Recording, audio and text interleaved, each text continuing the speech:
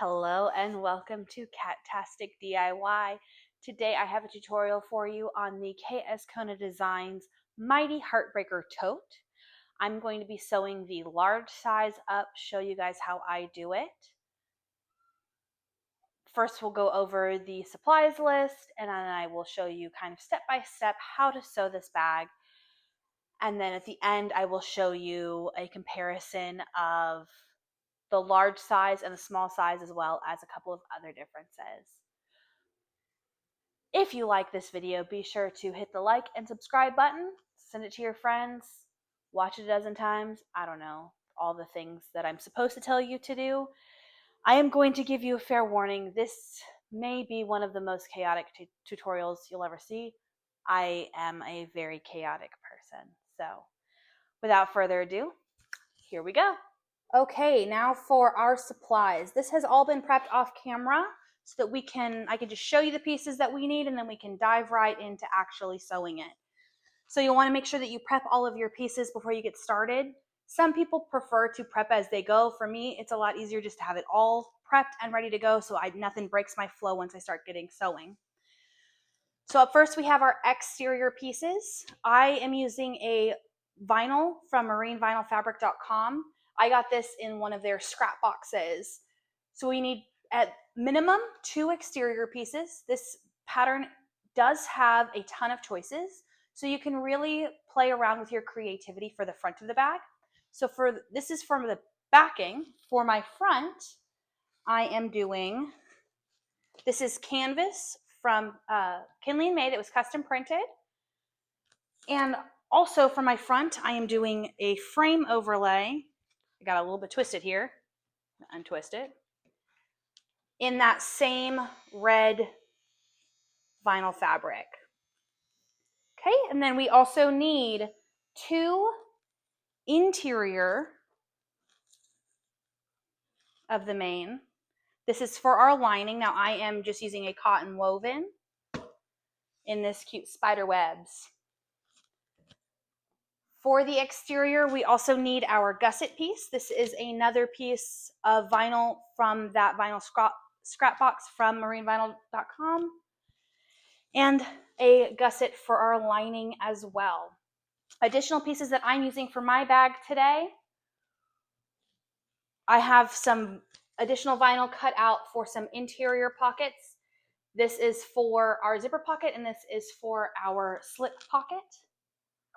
And then additionally, I have 2 zipper pocket pieces cut and 1 slip pocket piece cut.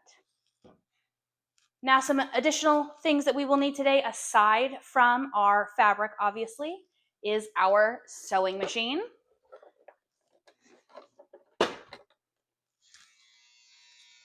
Some scissors. I use a ruler. I've got a couple of pens for marking and some double-sided tape. And lastly, as a beverage goblin, I have 2 beverages. We've got water for hydration, and we've got a Dr. Pepper strawberries and cream for caffeination. As a beverage goblin, I need to have at least 2 drinks at all times. So these are the supplies that we are going to be using for today's tutorial.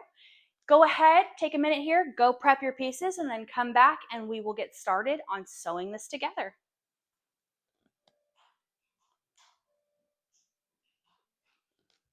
Okay, so for me personally, I like to work one portion of the bag at a time.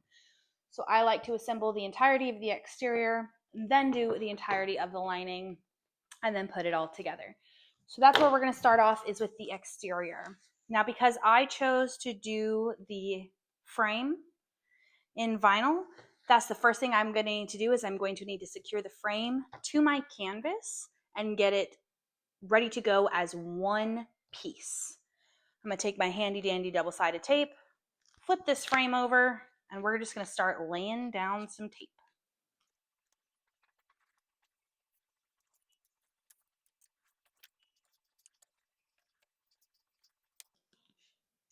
Okay, now that we've applied some tape around the frame, we're going to remove the backing and get it ready to stick down.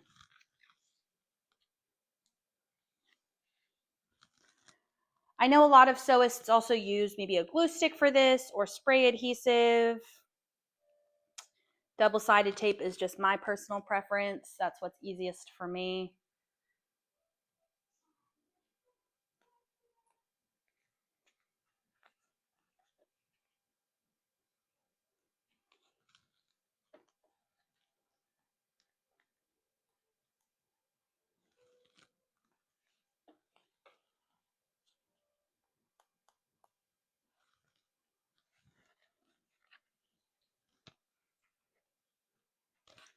Okay, now when I cut pieces for this frame, I like to cut the main piece, in this case my canvas, to the exact size of the exterior, just because it gives it a little bit, it's a little bit easier to hold on to. So I'm just going through and carefully lining up the edges. If it's not exactly perfect, it's okay, because I'll just end up trimming. But I want to make sure that this frame goes on perfectly straight, like so. Okay.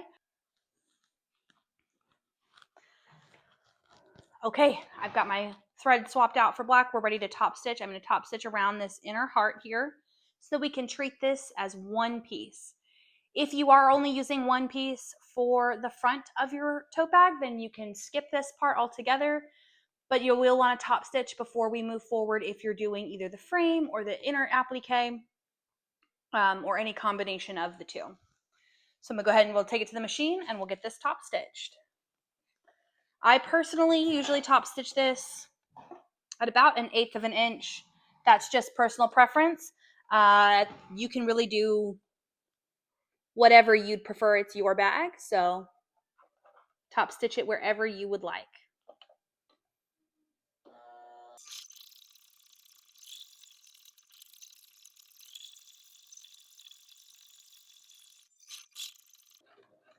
Now as I get to this top curve here for the inside of the heart, or the little divot in the heart, I am going to slow down quite a bit. I might even hand crank it just so we can make sure that we get that curve nice and sharp.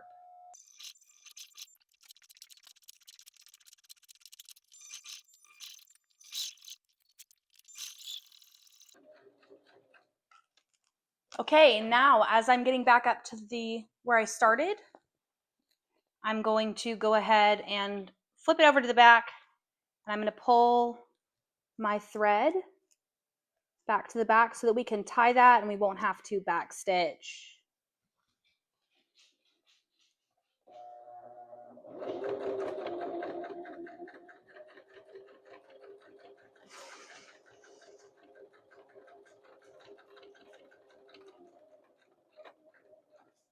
All right, I overlap just a couple of stitches, and we'll get it off the machine and flip it over to pull that other thread back to the back as well.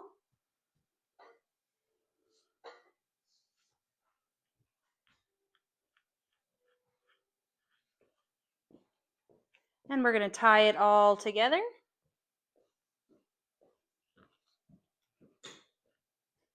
I like to triple knot just to be extra secure. We'll trim off that loose thread. And now we have one solid piece for our exterior. Okay, the next step for prepping our exteriors for the final sewing is to attach our straps. We're just going to base these in place. Now I have 2 pieces of webbing. I'm using 1-inch webbing, and this is from Atelier Dark. I will link them below. Matte Black.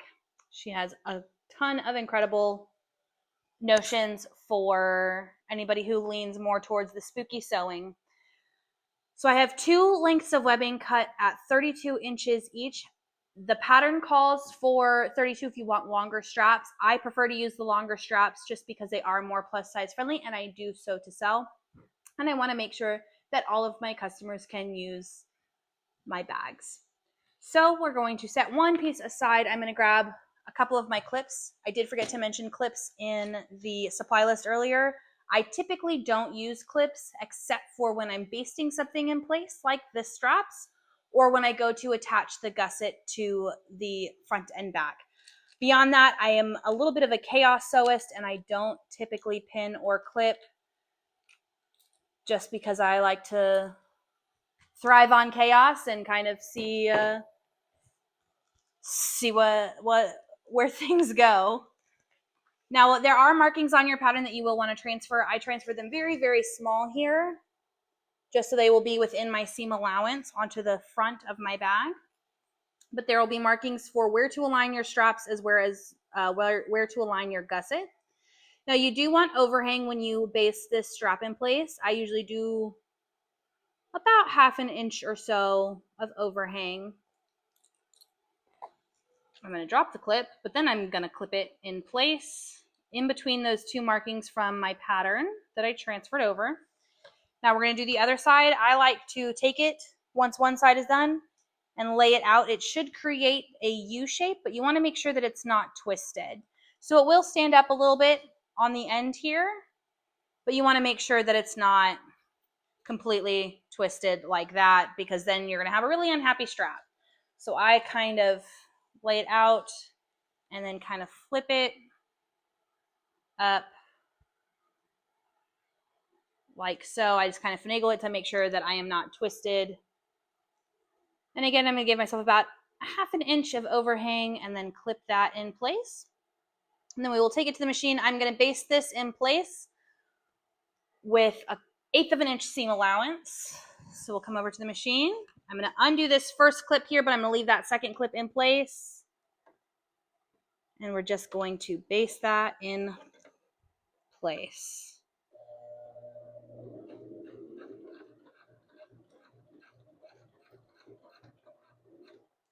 I start a little bit before and end a little bit after my strap just to make sure that it's basted in place well.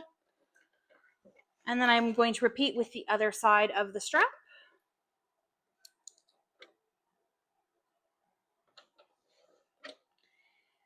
And because I'm basting in place at 1/8 inch, starting before and after the strap is okay, because that will be hidden in my final seam allowance. All right, so there's the front straps done. We're going to repeat the same process for our back strap.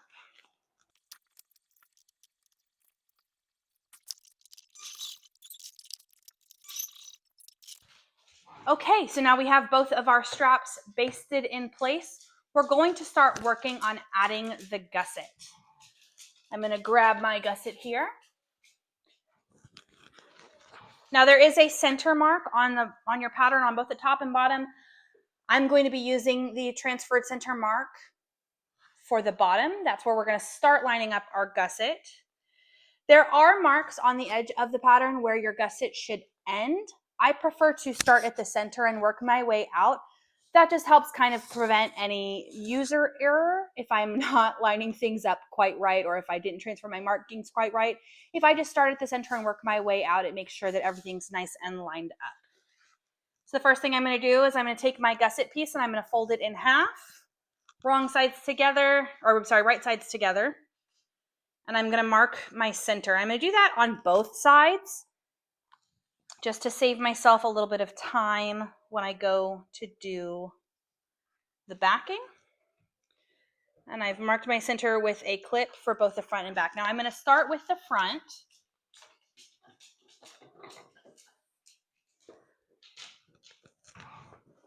Now, as I said, I do have center marked from the pattern, but I am going to go ahead and fold my front in half just to make sure that I've transferred that in the correct spot. And I did not transfer in the correct spot. I am slightly off, so this is why I like to fold and double check myself, because I am human and we are capable of human error. So fold it in half. I am slightly, just a hair off. So I will mark my center with a clip. And now what I'm going to do is I'm going to take the center that's marked on my main and the center on my gusset. I'm going to line that up. and get that clipped in place.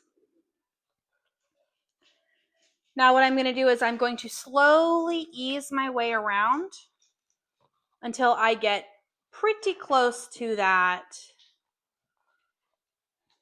marking for where my gusset should line up. It should be dead on, but again, I'm accounting for human error in case you trace your gusset too big or things like that. That's why I prefer to start in the center and work my way around. You will notice, particularly if you're using vinyl, that this is not going to line up perfectly. You're going to notice some bunching in the gusset as you're lining it up. That's okay. That's because we're working on a curve. We want it to bunch like that. We just want to make sure our edges are perfectly lined up. So I'm going to continue to clip, and we'll be back in a second when we're ready to sew.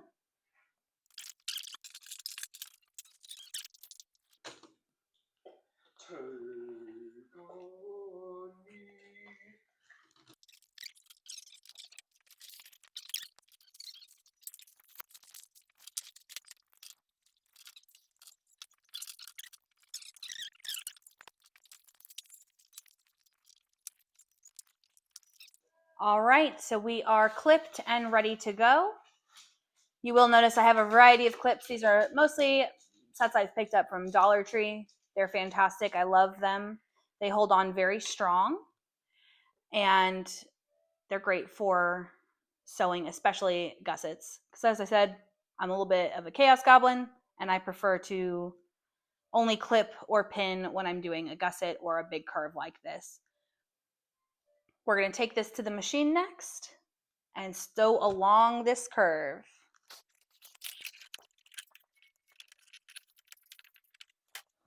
Okay, now we are ready to attach our gusset to our front part. We're going to go ahead and start sewing. We're going to sew this at 1/4 inch seam allowance.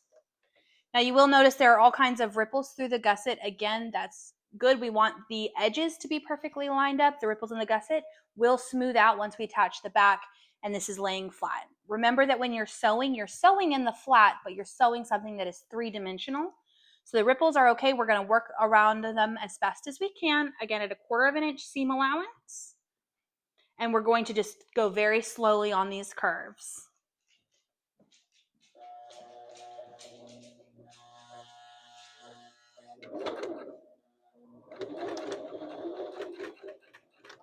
We're going to remember to back stitch at the start and stop. I like to do this a couple of times just for extra strength.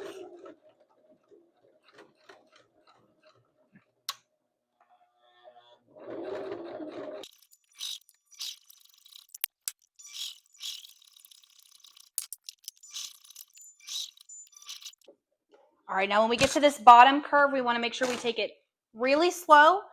Hand crank it if you need to. There's never any shame in hand cranking, because the slower we go, the more we can kind of make sure that we get that seam just right. But we're going to take this a little bit slow because this is where our biggest ripple is going to be, and we want to make sure that we are not pinching the fabric and we're not getting any folds when we're actually sewing our seam allowance. So we're going to take it real slow and kind of move this extra gusset fabric out of our way very carefully.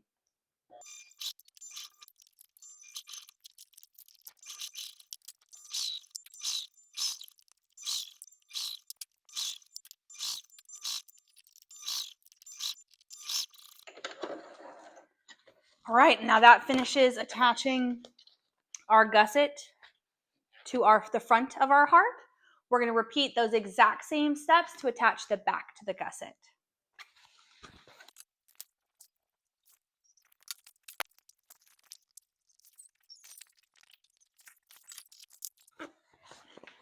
Now, one thing I do want to note when I'm pinning this my personal preference, what I find easier, particularly with the heart-shaped bags from Kim, is I like to sew directly onto the face. So the front, when I was sewing the front, was what was on the bottom of my sewing machine. So when I go to sew on the back is what's going to be down on my sewing machine bed. So that's how I'm going to pin it as well.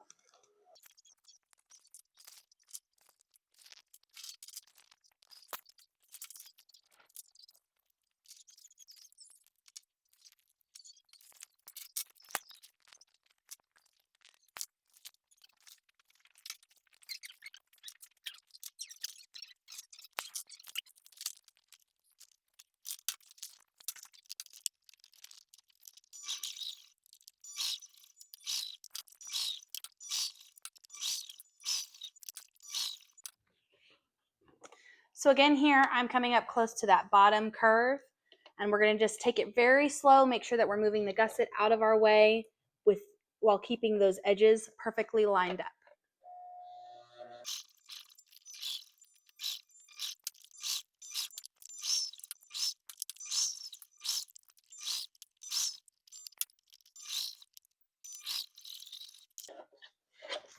All right.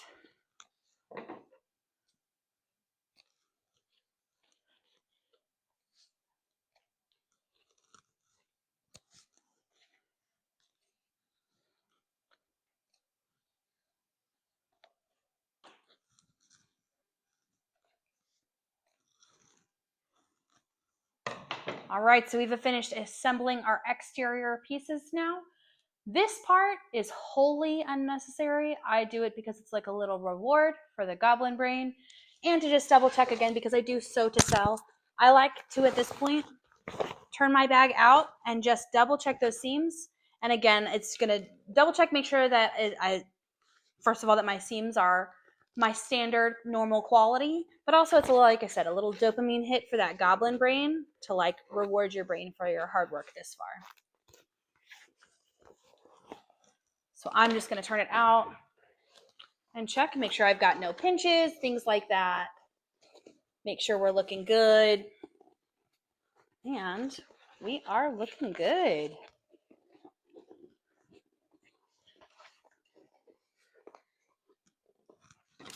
So there's the exterior of our bag looking good.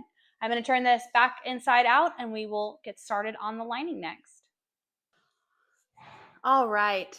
You may notice an outfit change. We got some bad weather the other day when I started filming this tutorial, so I ended up pausing to go ahead and get my phone on the charger and make sure we were good to go. The weather is all past us now, so I'm back. It's a couple days later, and we are ready to finish off our large size Mighty Heartbreaker. We are going to be working on the lining portion of the fabric at this part of the video. Now, the part that I'm working on first is the zipper pocket. I do want to note that I am going to deviate from the pattern a little bit, primarily because I love using Kim's zipper overlays. She has so many incredible zipper overlays. And today specifically, I chose this coffin shape from the Haunted zipper overlay pack. I think this will go really nicely with our horror exterior fabric. All I've done at this point is I've just applied some double-sided tape to the back. I'm in the process of removing the paper. And now when I was prepping my pattern pieces, I did also cut the zipper portion out of my lining fabric that's indicated on the pattern. Again, that does deviate from the directions. You're not supposed to cut that out yet.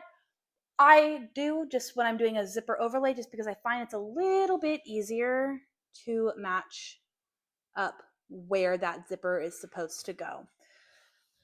So I've just applied double-sided tape to get my zipper overlay into place. We're going to take it to the machine and we're going to stitch that down.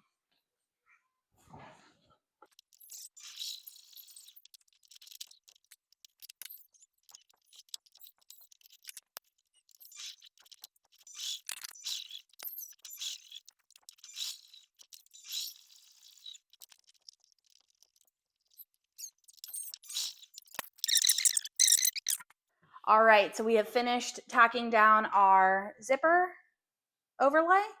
What I'm going to do now is I'm going to take these threads and I'm going to pull them to the back. We're going to knot them on the back because we did not backstitch.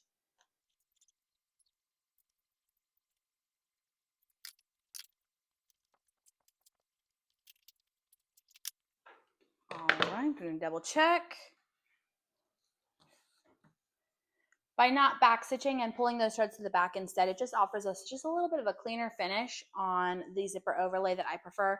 If you prefer to backstitch, by all means, backstitch. It's your bag, and I'm not here to tell you what to do.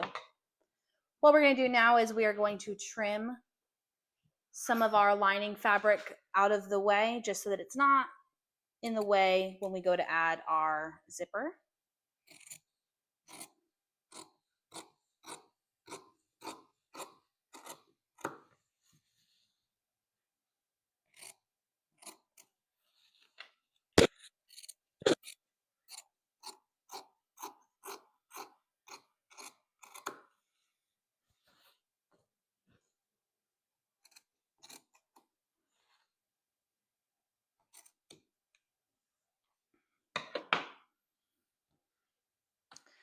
All right, from here, what we need our 2 zipper pocket pieces.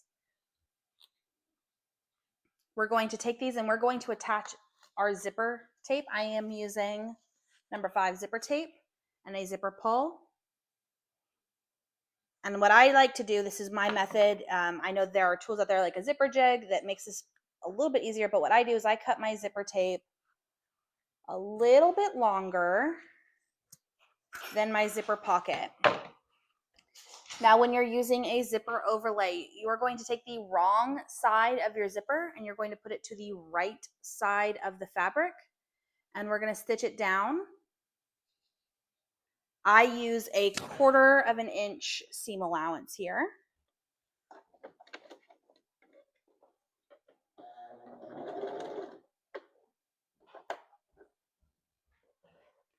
It might help if I switch to my zipper foot so that our zipper teeth aren't getting in the way.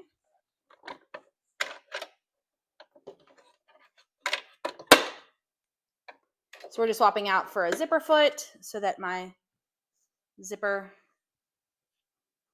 teeth aren't preventing us from stitching. Again, as I've mentioned before, I am a little bit of a chaotic sewist and I don't typically pin or clip unless absolutely necessary. And I don't view attaching a zipper like this is absolutely necessary. Now, if we were attaching a zipper to a gusset, I would pin or clip, but since we're attaching it to a zipper pocket, I'm not messing with it.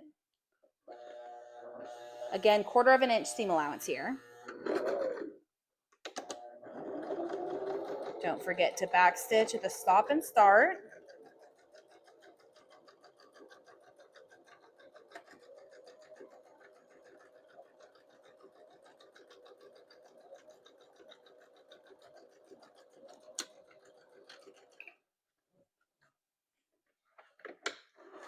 Okay, now we'll trim those threads.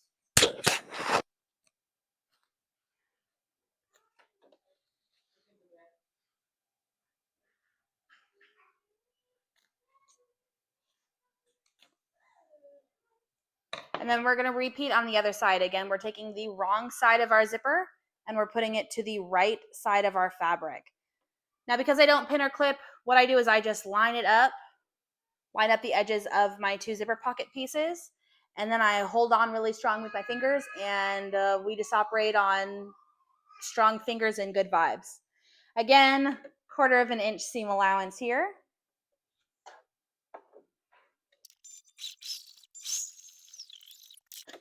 All right, now we're going to trim those threads again.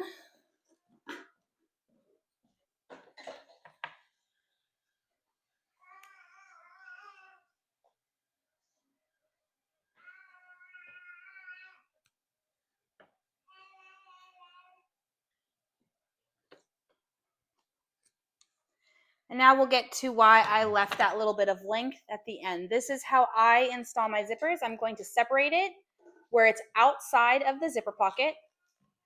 And I'm going to trim one side down. Still outside of the zipper pocket, but enough. And then I'm going to take my zipper pull. And I'm going down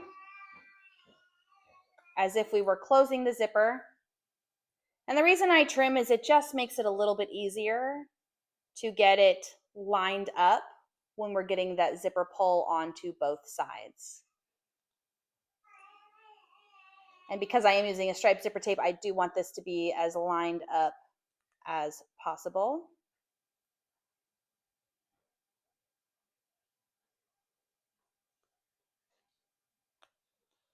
Sometimes it takes some finagling. Again, if you've got a zipper jig, this is when you would use your zipper jig to apply the zipper pull. That is not something that I have invested for yet, although every time I install a zipper pull, I think to myself, maybe it's time. And then I keep forgetting. So here we are.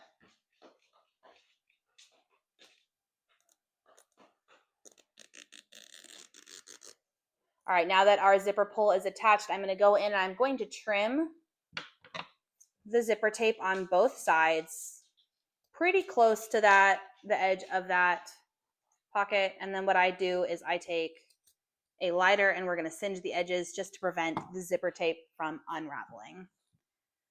All right, I singed the edges of my zipper tape off camera. Now what we're going to do is we're going to take our double-sided tape again. We're going to flatten this out. I just finger press. You can use a seam roller. You could press it with an iron if you want. I just finger press. We're going to take our double-sided tape again, and we're going to line it up on the edges of the zipper tape all the way down.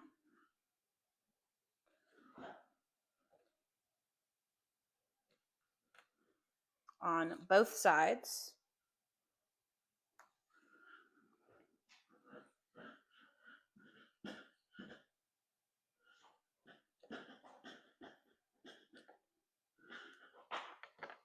And then we're going to peel our paper backing off.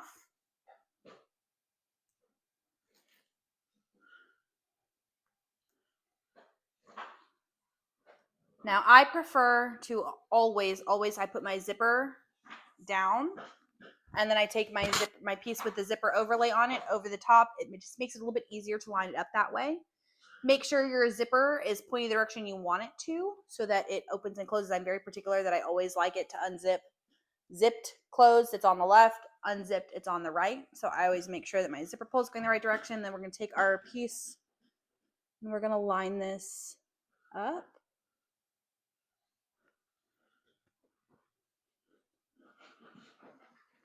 We want it as centered in the overlay as we can get it.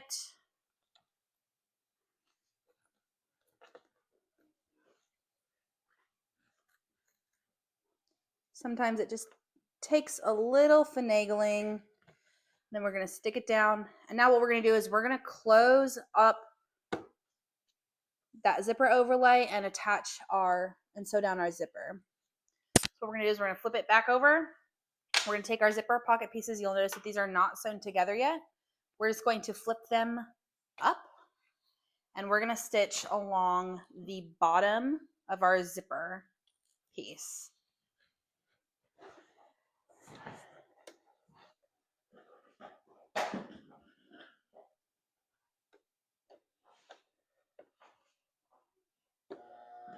We're just doing one straight line right across the bottom.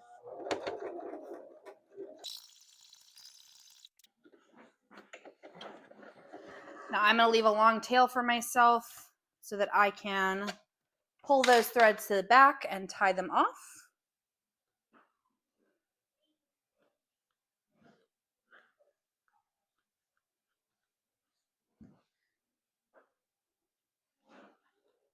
You may hear a guest appearance in the background from my son. He just woke up from his nap, so he is playing at the moment.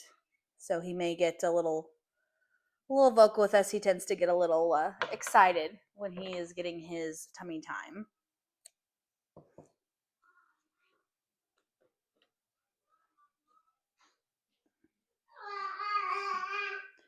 Almost as if he was right on cue.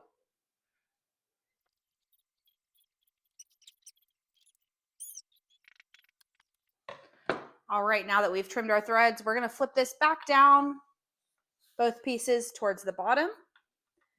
And now when we stitch, we're going to come up the side, all the way across, down this side.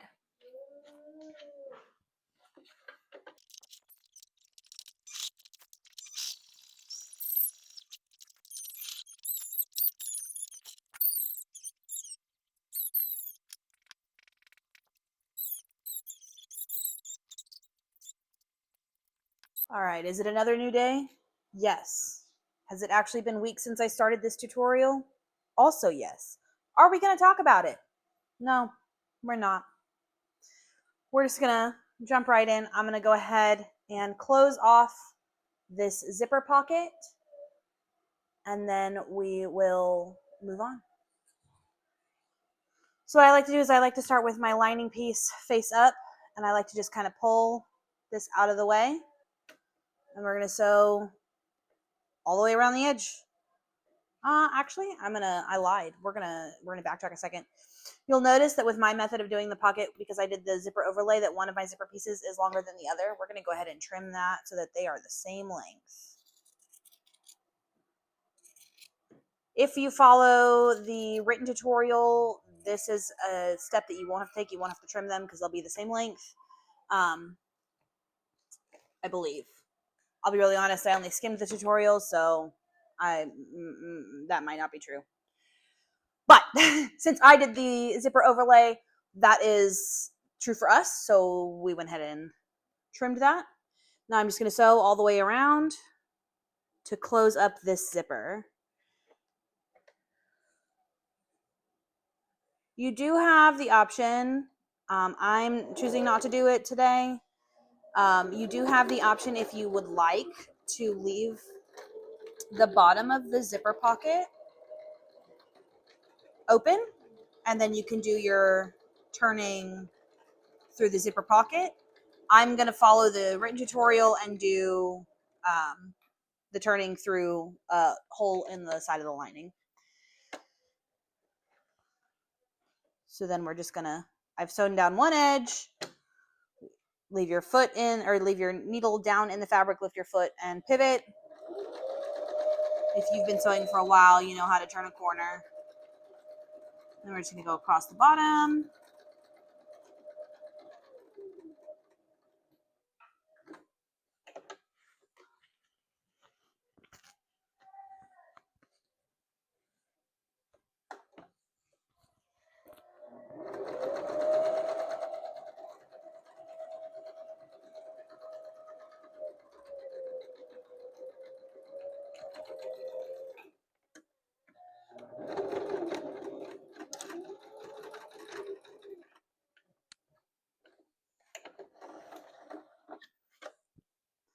And that finishes off our zipper pocket.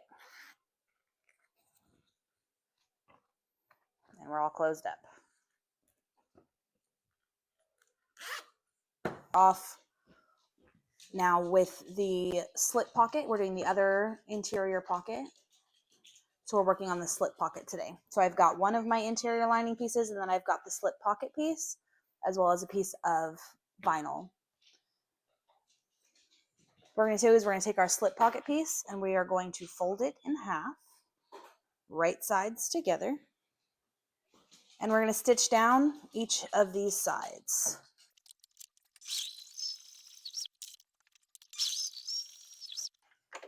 Now that we've stitched down the sides, we're going to trim our threads.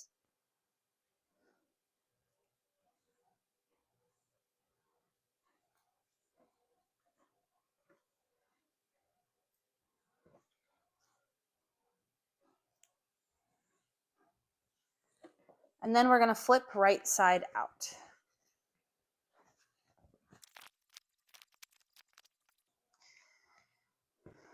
Now you can take it at this point to your ironing machine and press it.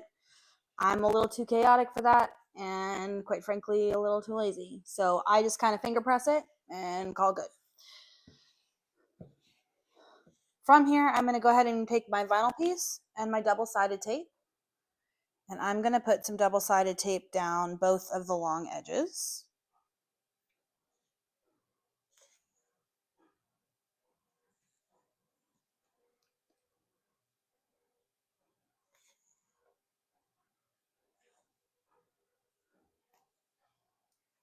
Now I'm going to leave the paper backing on for now, and I'm just going to go ahead and fold it in half to get a memory crease of where that middle part is. Now I'll be really honest with you guys. I skimmed the directions before starting this slip pocket, but I didn't actually read them, so the directions might be different. Feel free to do it my way or do it the way the directions say. It's not my project, it's yours. Now I've removed the paper backing, and I'm going to fold up to where that memory crease was and stick it down with that double-sided tape.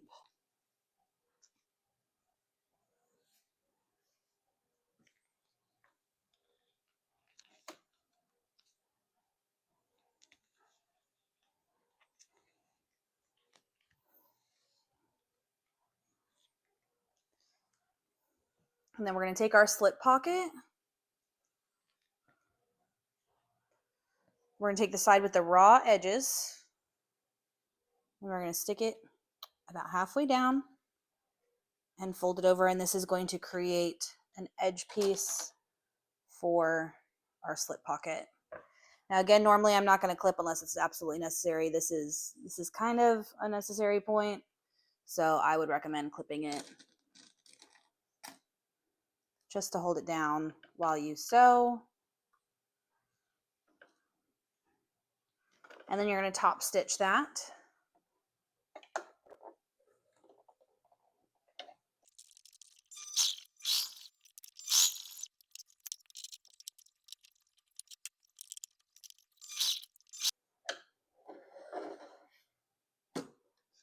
Okay, now you'll notice I did not back stitch.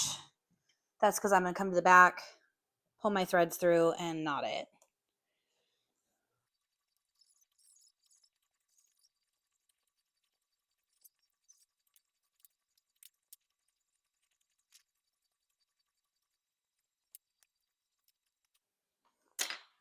Okay.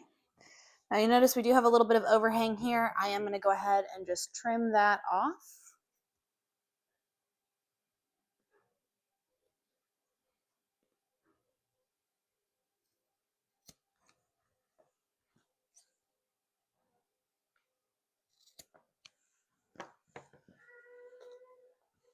Okay.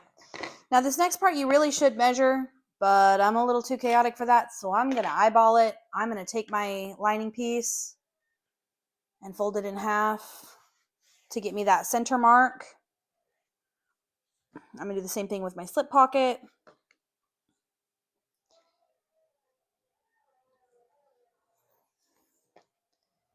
Now your slip pocket should be on the large, I believe, 3.5 inches down from the center. Again, I'm just going to eyeball it.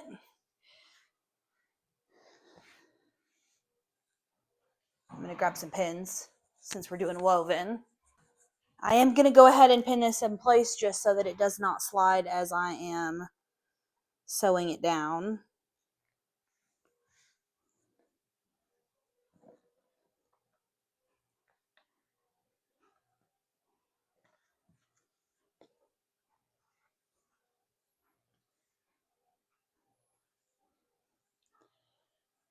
And then we're going to take this and we're going to stitch it down.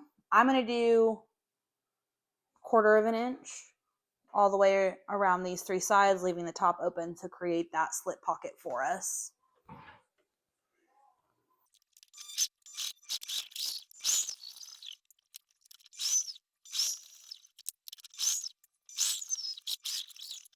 All right, now you will notice that I did back stitch at the start and stop of that slip pocket. You can, you don't have to back stitch if you don't want to. You can pull the threads to the back and knot them off on the back. I just like to give it that a little bit of extra stability by stopping and back stitching at the start and stop. Wow, words are hard today.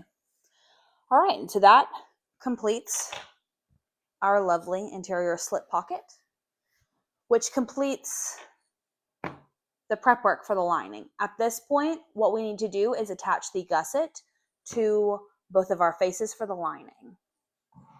Okay, now we are ready to attach the gusset to our lining pieces. So I'm going to take my gusset, fold it in half long ways, and I am going to mark center. I'm going to go ahead and mark both sides just because it's easier once it's attached, or it's harder once it's attached to one side to mark the second side.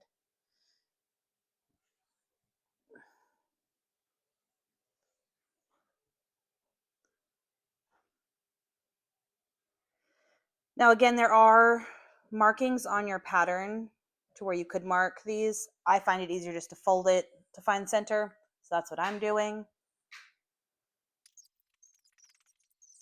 All right, now we've got center of both pieces, and we're just going to start lining it up.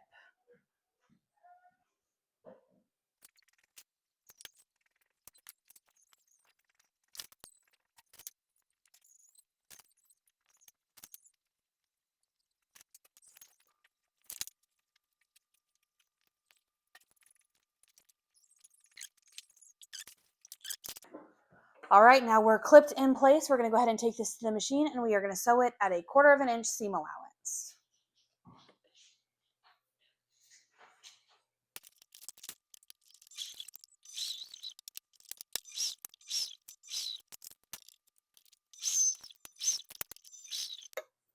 Now again, on this bottom curve, just like on the front, we want to take it slow and really ease that fabric around the curve, or fabric or vinyl for the exterior, around that curve so we don't end up with any puckering.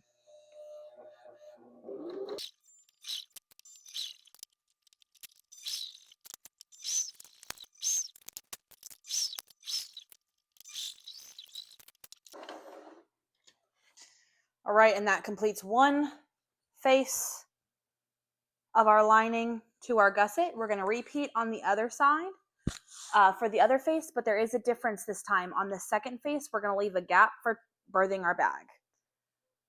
We'll come back to that in just 1 second. Let me go ahead and get this clipped.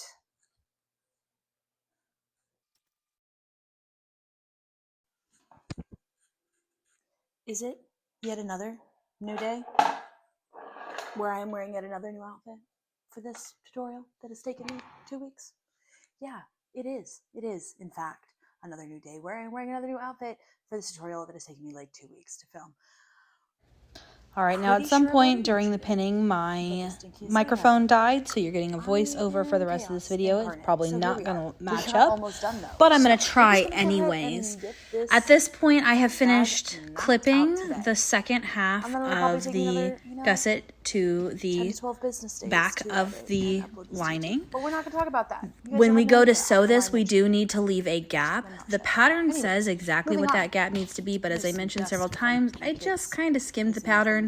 I do highly recommend that you read through your pattern anytime you sew a new pattern, but since I have sewn this bag before, I did just kind of skim it before starting, and again, it also took 2 weeks to film this tutorial. I think for the large, the gap needs to be 6 inches. I ended up leaving a 6 to 8 inch gap. I did talk about how the phone was crooked there and then I fixed it. So that was smart of me. I'm pretty sure I said some pretty funny shit at this part, but you know, what can you do with a dead microphone? So we're just gonna pretend that I said something really funny and I'll laugh about it. Ha ha ha ha ha. All right, moving on. I really am not sure what I'm talking about here. we're just gonna, I don't know what I'm talking about. I think I probably mentioned that when I am sewing, I like to sew onto the gusset is on top. So the right sides together, you're going to have your interior piece face up and then your gusset face down on top of that. And then again, you're going to sew it. I do backstitch several times at that opening, just so that you have really reinforced for when you go to turn the bag. Now I'm going to speed this up for the sewing part. Again, you're going to leave this. I leave the gap at the beginning of this seam. And again, I leave that gap about 6 to 8 inches on the large size. I think your pattern is going to tell you exactly what that needs to be. And I think it's 6 inches, but again, I only skimmed. So what do I know?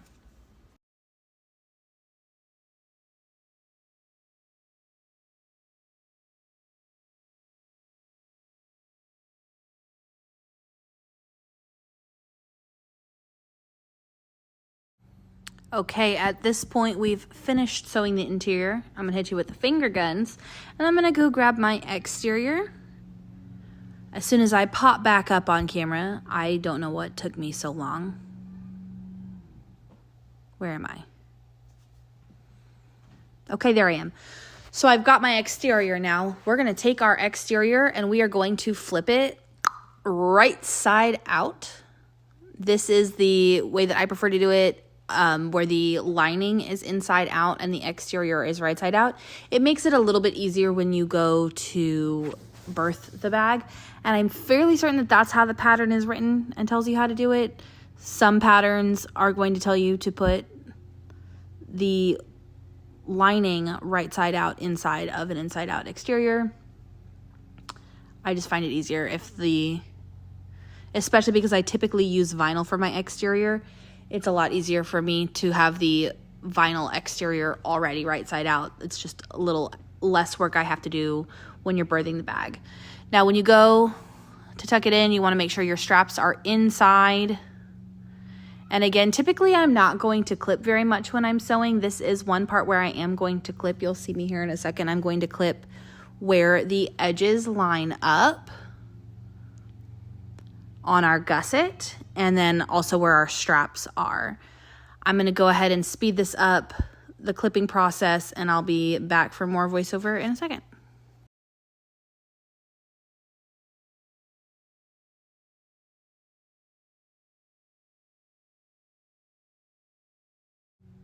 Okay, now we are ready to take it to the machine to close this bag up.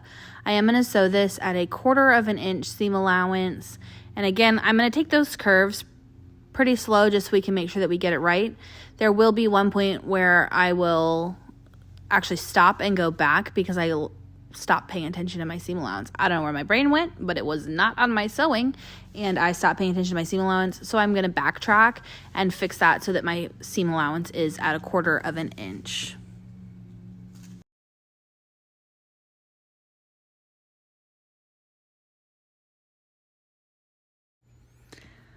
I don't remember what I was trying to tell you guys here, but I can tell by my facial expressions I was trying to be funny.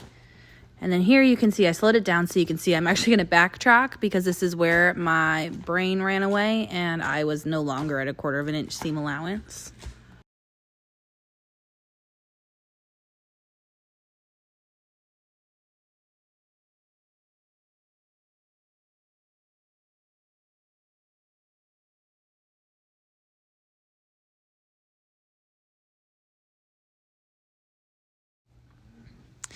All right, so that's our final seam for the construction. All we have left is our finishing touches. So we're going to start by birthing the bag. You're going to reach into that little hole that's on the side of the lining, and you're going to start pulling that bag gently. You don't want to rip because you don't want to rip any of your stitches and ruin all of your hard work, but we're going to start pulling that gently right side out, basically. So you're going to see me kind of gently pull the exterior out, and then once the exterior is out, we will flip that lining right side out as well through that hole. And then the first thing that we're going to do once the birthing process is complete, I like to go through and I like to poke all my seams out nice and straight. Once that's done, all of my seams are kind of pushed out really hard. We are going to sew up the gap in our lining. And I'll actually show you, I'm going to speed it up again, but I'm going to show you, I actually missed the back portion when I went to sew my lining closed. So I actually go over it twice. You can also hand stitch that gap in your lining closed. A lot of folks do like to do that. I do have a hard time with hand sewing just because I do have a bit of an issue with hand stitching because I have hypermobile Ehlers-Danlos syndrome, and holding a needle and sewing by hand does take a lot of toll on my hands.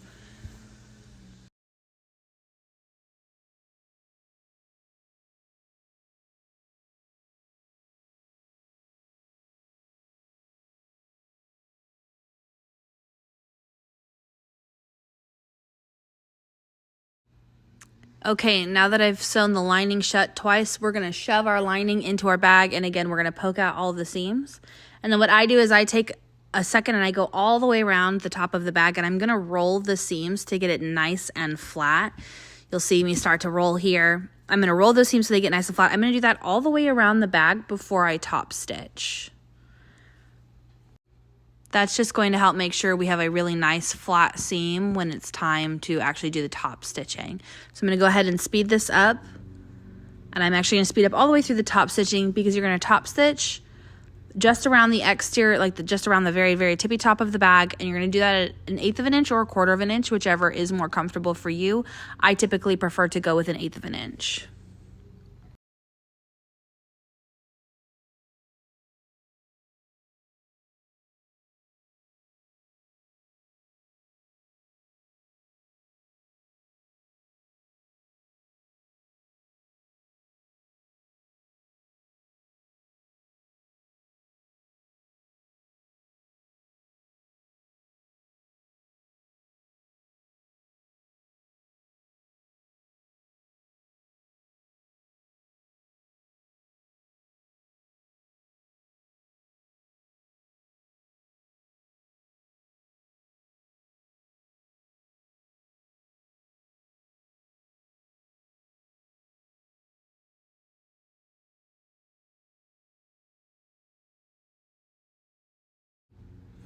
All right, now our Mighty Heartbreaker is done.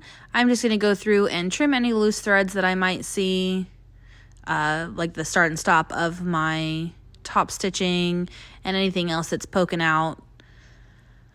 And then I'm just going to, again, roll all of the seams to get those really nicely structured.